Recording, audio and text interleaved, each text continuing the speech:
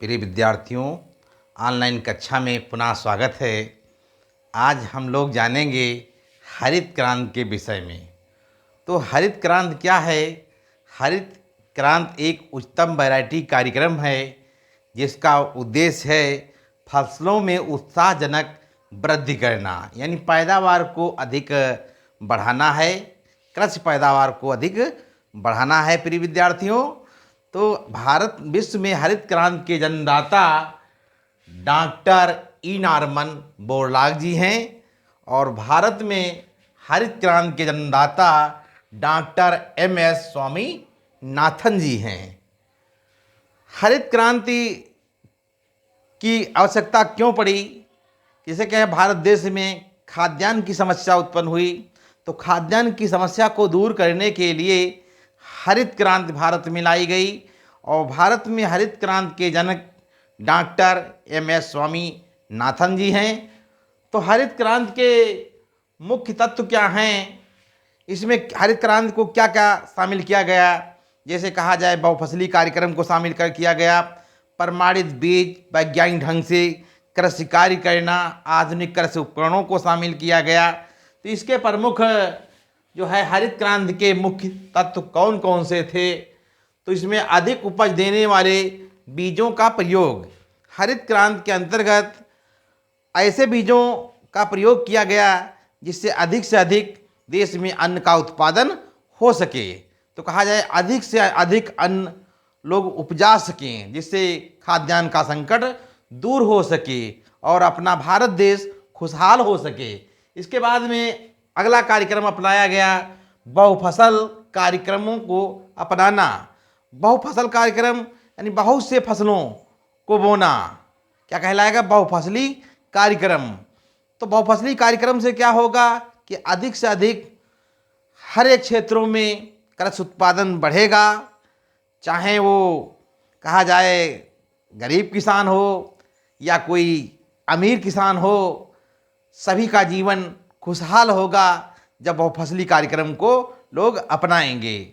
इसके बाद में अगला है हरित क्रांति का मुख्य तत्व खाद एवं उर्वरकों का अधिक प्रयोग। तो हरित क्रांति के अंतर्गत खाद और उर्वरकों का अधिक प्रयोग किया जाता है। खाद किसे कहते हैं? खाद जैसे कहा जाए कि हरी खाद, गोबर की खाद, तो ये क्या है? खाद है। उर्वरक क्या है? जो रासायनिक क्रियाओं के द्वारा तैयार किए जाते हैं वो उर्वरक कहलाते हैं। जैसे यूरिया क्या है प्रिय विद्यार्थियों? उर्वरक है। तो हरित क्रांति का उद्देश्य था कि अधिक से अधिक खाद और उर्वरकों का उपयोग किया जाए। इसके बाद में अगला है आधुनिक कृषि उपकरणों का अधिक प्रयोग, यानी नवीन कृषि यंत्रों का अधिक से अधिक प्रयोग किया जाए ताकि अधिक से अधिक बढ़िया वैज्ञानिक ढंग से खेती हो सके और फसलों में उत्साहजनक वृद्धि हो सके। सिंचाई सुविधाओं का विस्तार किया जाए। एक समय ऐसा था कि भारतीय किसान मानसून पर आधारित कृषि कार्य करता था और आज जो है हरित क्रांति की वजह से बढ़िया वैज्ञानिक ढंग से खेती की जा रही है और कहा जाए कि नए नए सिंचाई के लिए ट्यूबवेल की स्थापना की गई, नहरों की स्थापना की गई, इसलिए फसलों में उत्साहजनक वृद्धि हो रही है। इसके बाद में अगला है पर्याप्त मात्रा में कृषि साख की उपलब्धि करना। कृषि कार्य करने के लिए कृषि वित्त की आवश्यकता पड़ती है। तो हरित क्रांति का उद्देश्य है कि किसानों को धन मिल सके ताकि वो वैज्ञानिक ढंग से कृषि कार्य को कर सकें। कीटनाशक दवाओं का प्रयोग। कृषि कार्यों में बहुत सारे कीट पतंगे लग जाते हैं जो फसल को नुकसान पहुंचाते हैं, लिहाजा उत्पादन घटता है।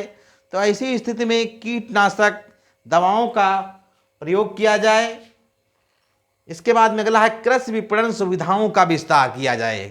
कृषि विपणन सुविधाओं का विस्तार किया जाए ताकि किसानों को उनकी फसल का उचित मूल्य मिल सके। जैसे कि कहा गया है किसानों को फसल का उचित मूल्य मिलने के विषय में कहा गया है कि किसानों के दोनों हाथ हल की मुठिया पर होने चाहिए जबकि उसके नेत्र बाजार की ओर होने चाहिए। अगला है फिर भूमि का परीक्षण।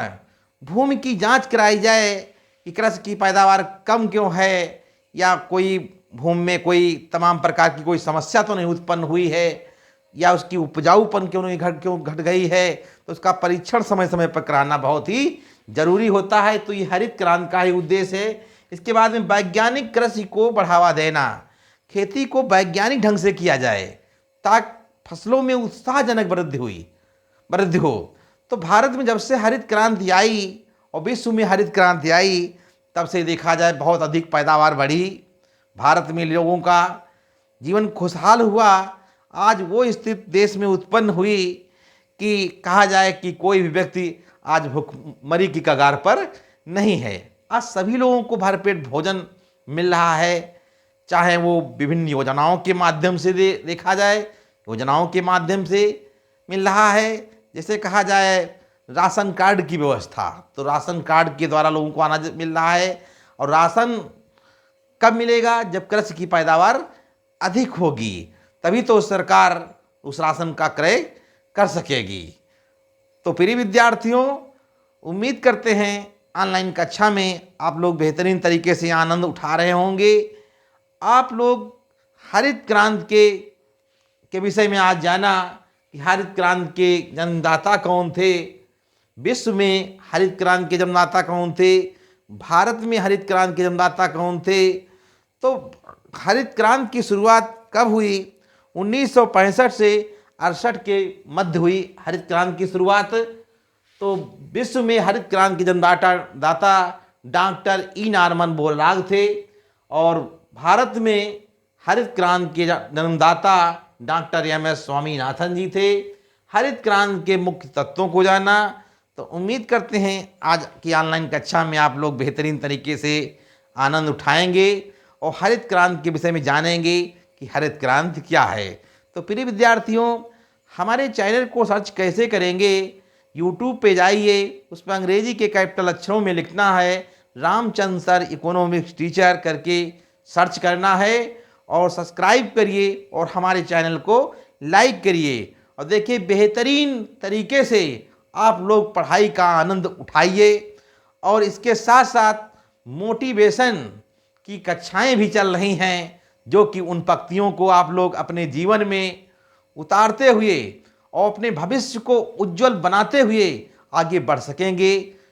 तो उम्मीद करते हूँ कि आप लोगों की मंजिल तक परमात्मा अवश्य पहुँचाए। आप लोग देश का, अपने माता पिता का नाम रोशन करें। इसी उम्मीदों के साथ मैं रामचंद्र सर आपके सामने उपस्थित हूँ। आप लोगों को ऑनलाइन कक्षाएं दी जा रही हैं।